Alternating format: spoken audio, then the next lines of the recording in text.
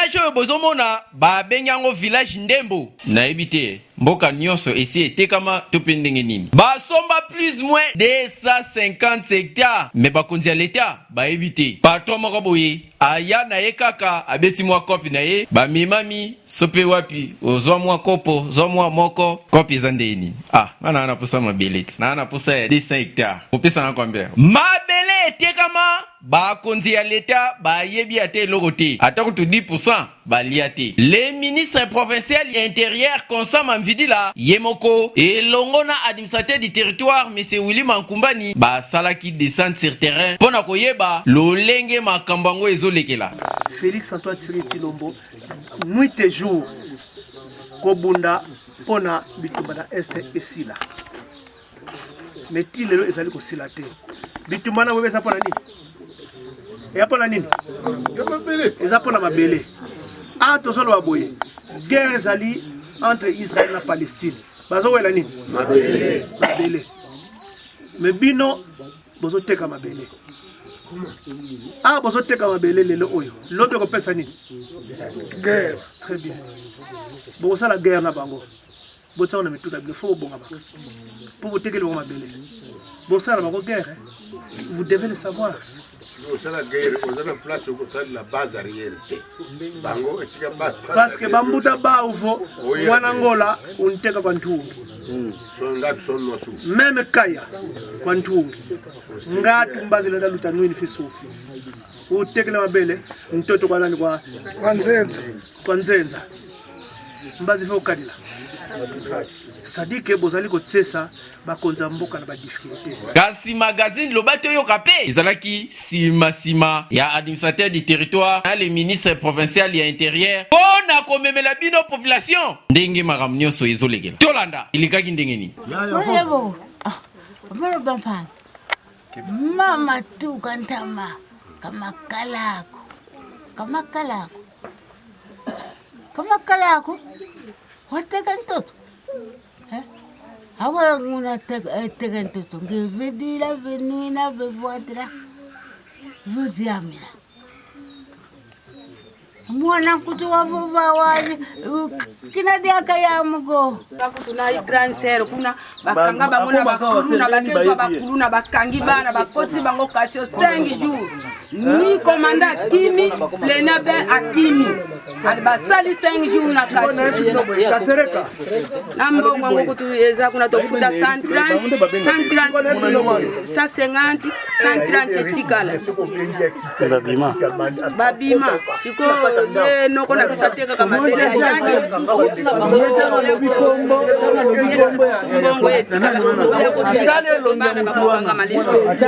biso magazine Lobato Yoka tosengi na bino bakonzi justice sala musala nango pamba te awa na Congo central pamba boye il faut ici là pardon tolobi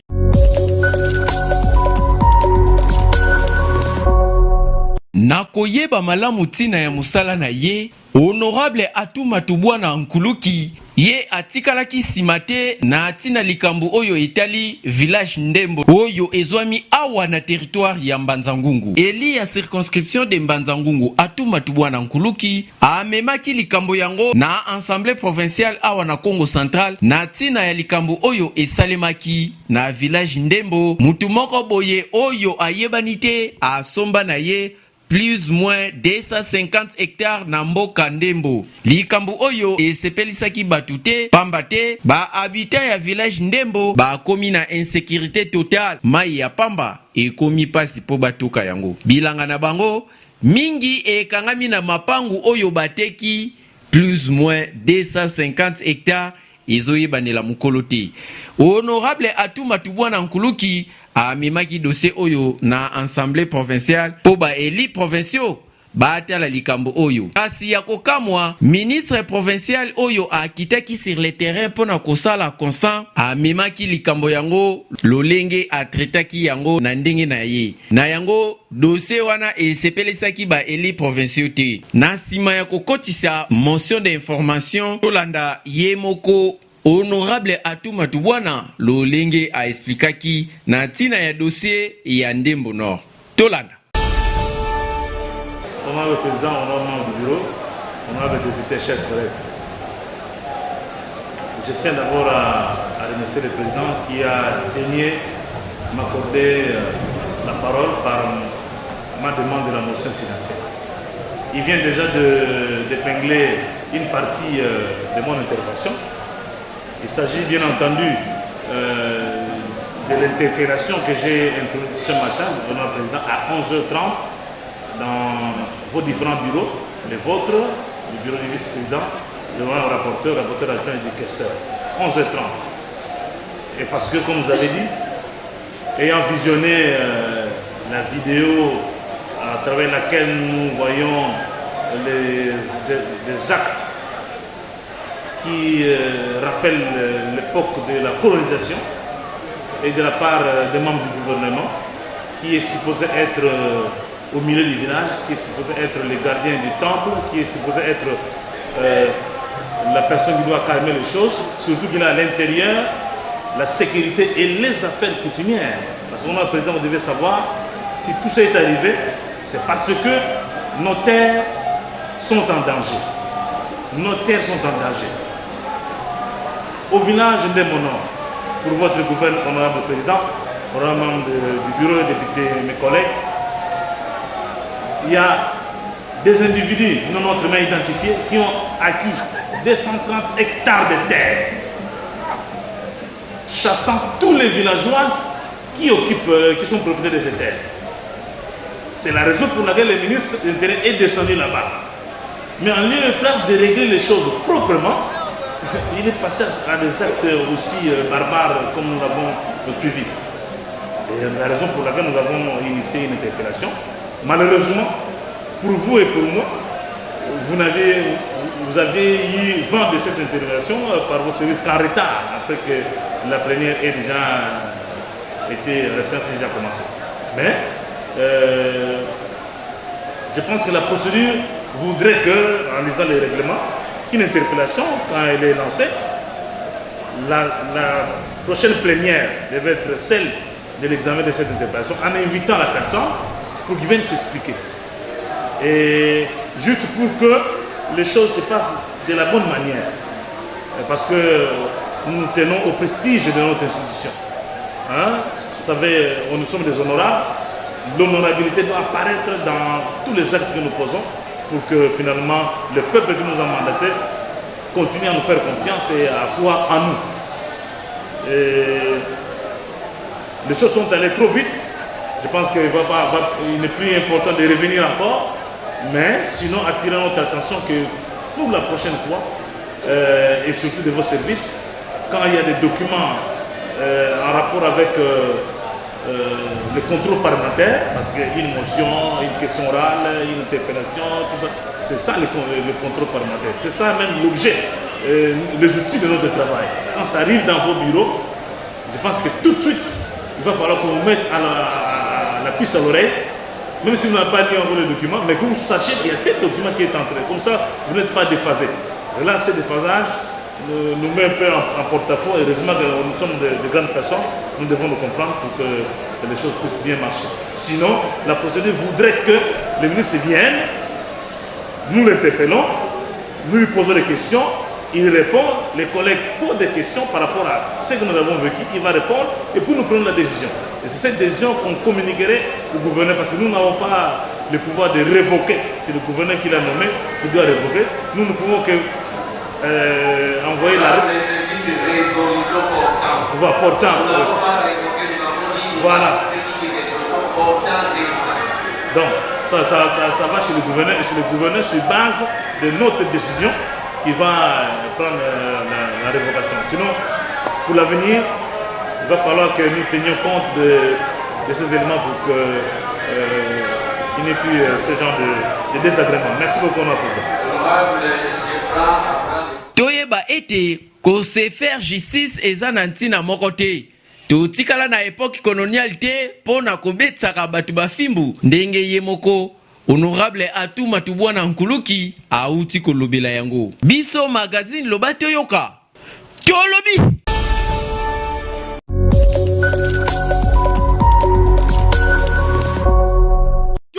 Mbanga Mukekuna na quartier Loma, précisément la Tene, route Mouala Kinsende, et comme impraticable, Maza, Mfututu, Poto, moyen reléguellement malamu, ezalité. Kasi biso nous sommes nzela oyo, ezali nzela oyo sungaka bana mboka. Surtout, ebimisela ka population congolaise biloko ebele ya kolia.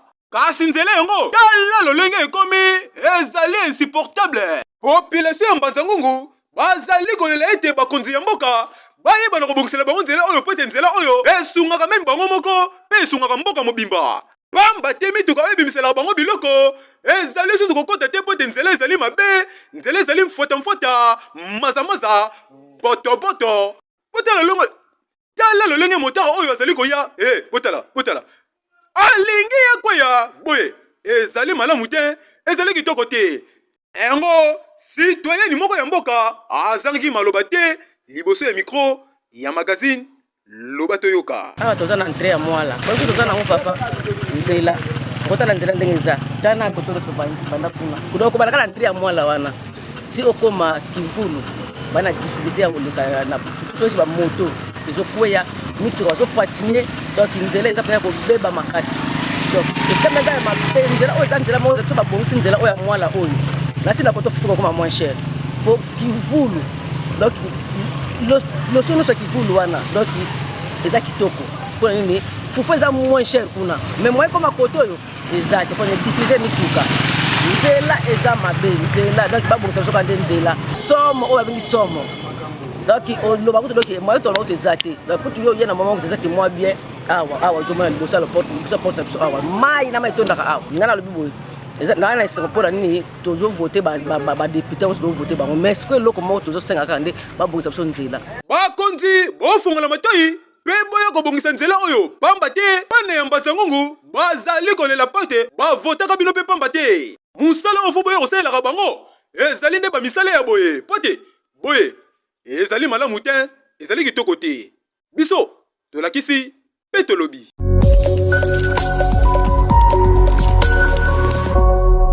Ndenge kaka balobaka na français, quelle que soit la durée de la nuit, le soleil finira par apparaître. Ozwami na mboka ya Mbanzangungu na quartier Noki esika babengaka ka tranquille. Kuna population alela na ndenge ya kosakana te na likambo etali ba fisir pe kokweisa mabandaku. Na kolela na bango batindaki message pa ya le gouverneur de la province du Congo central à la personne de le gouverneur Grace Kwanga Bilolo pe Nako yoka population a sali devant en tant que père a tindi quelque chose pour la bandeko bazwa ba garantie baluka bandaku mususu et bongo ko pesa mbongo ngwe pa bandeko ezalaki na présence ya administrateur du territoire monsieur Willy Makumbani l'homme du terrain a kitaki sur place pe a pesa ki bato mbongo pour na bazwa bandaku mususu a betaki c'était tokai tout na vaste opération par rapport à ba sinistré na quartier Noki na seli Lizanga. C'est fait la pesa kimbela et pas mon konzi ya province ayoka kibiso ayaki na lisungi pour que to pesa bandeko onions parti plus sans distinction ba garantie locative pour que ba libérer milliers wana. Lelo depuis Tongo to komaki wana pona ko pesa ba opération to loki porte par porte. To identifier tout le monde que oui celui-là avant na kinanda wana oh, ils ont dit, c'est un secret. Chaque monde a eu 300 000 francs dans le Bomaki. Les lots Oyo, de couvrir 100 ménages. Par rapport au temps, na peu d'obligation mususu, to tikiwana lobby to kozonga na tongo pona ko silisa ba ménage o etikali. C'est vrai. Musale salemaki. Mais mutu aza parfaité. Tant au sala musala ma ba erreur ezalaka. Tout le monde peut observation nous allons toujours soumettre à l'autorité et à quoi apprécier comment ça la sous pour na bandeko oyo bazaki omi na liste oyo to landeli mais dans l'ensemble activité eleki malam et bongo ba sinistré bango moko pe bazanga ki maloba te toyoka bango comme on a Peter Touch. Bon, en tout cas, na remercier notre papa gouverneur, na vice gouverneur, na yemoko até. To sepeli na oya sali pona biso mais oui, to sepeli. Mais ndenge mama lobi ke 48 heures eza mwa pasi mpona biso ope bafutela bazali bafutelaka mpe bazali mais jamais que préavis bapesa pa mutu 48 heures mutu abima faluka na mibongama mpo azwa mpe position na boye kaka eza mwa pasi totikela biso mpe mwa temps toluka position oyo biso tokoluka mwa oyo tokolongwa awa na oyo nyonso ate asali mpona biso tosepeli ye moko nde azwi mwa eloko oyo apesi biso te toyokaki mais en tout cas gouverneur vice gouverneur alobaki yango ke pourcentage eza te moto na moto azwa mwa eloko na ye oyo apesi jamais que bozwa pourcentage na yebi te soki nini batekaki na yebi te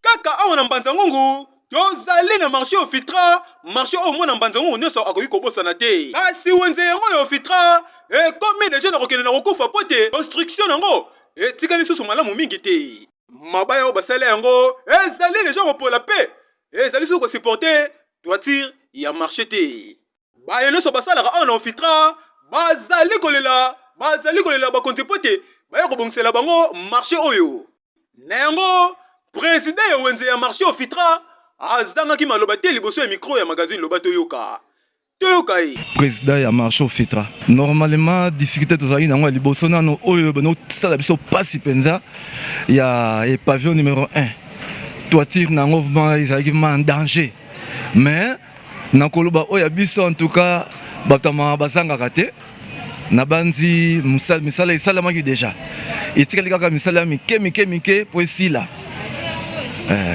nasengi kaka na bamama ya wenze na batata batekaka na wenze en tout cas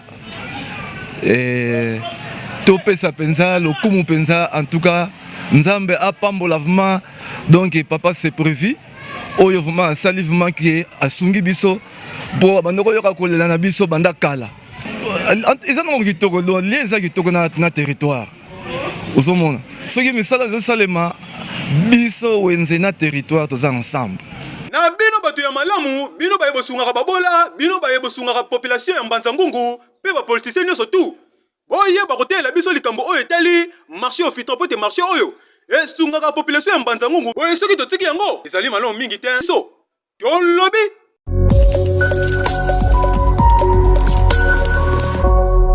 Samedi 14 décembre na dimanche 15 décembre 2024, concours national édition 2024 et tokaki na camp école de formation et d'application des troupes blindées à Wanambanza Ngungu. Concours yango elekelaki administrateur du territoire na mosikate yemoko azalaki en personne pona ko accompagner oyo bamipesi mbeka pona ko servir mboka na biso Congo.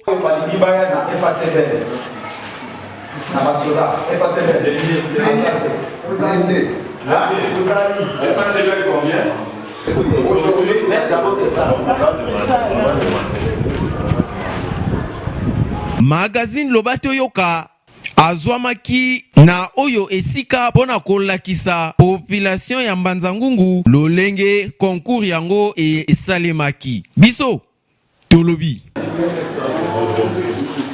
Mais ils sont pas là.